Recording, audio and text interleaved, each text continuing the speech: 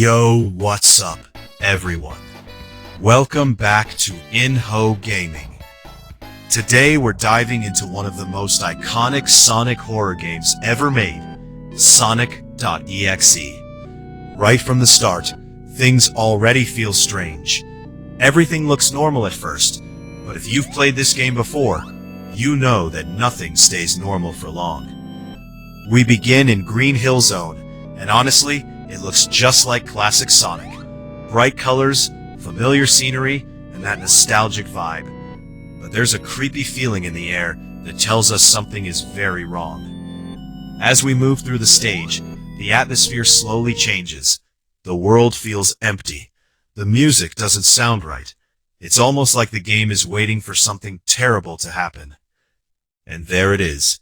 The screen goes dark. Now we're getting messages from Sonic.EXE himself. This is where the game starts showing its true face. Instead of the cheerful blue hedgehog we all know, we're dealing with something much darker.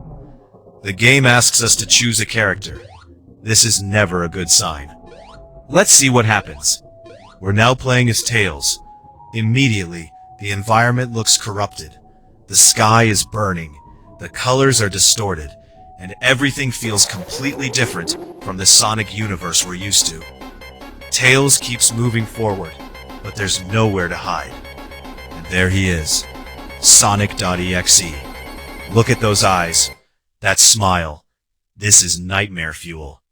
Tails tries to escape, but the outcome feels inevitable. The game wants us to understand that we're not the hunter here.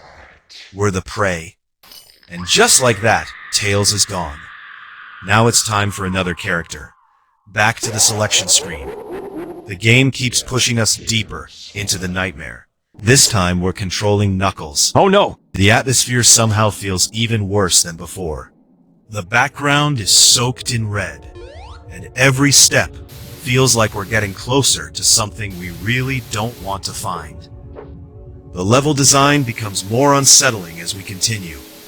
There are glitches, strange visual effects, and a constant feeling that Sonic.EXE is watching us.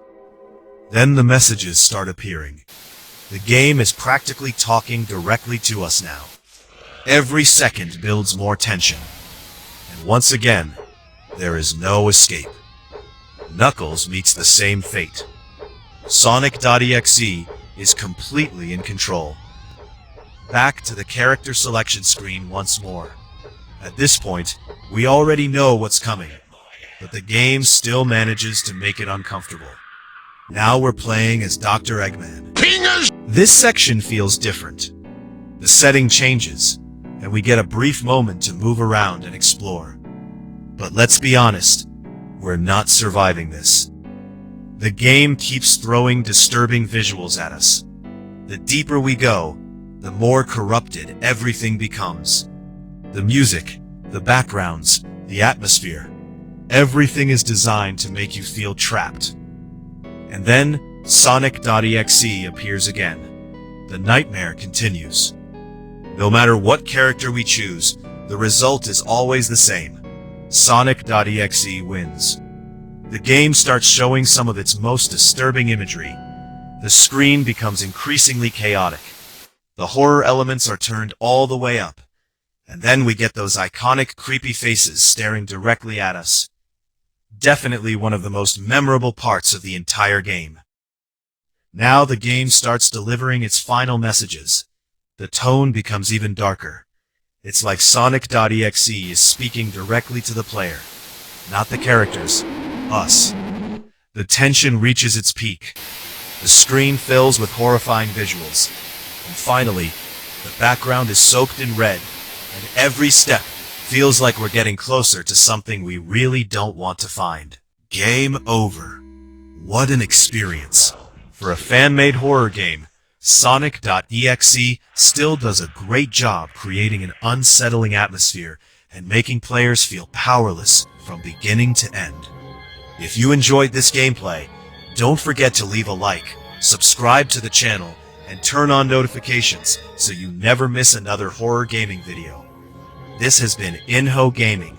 Thanks for watching, and remember, If Sonic.EXE asks if you want to play, maybe don't say yes.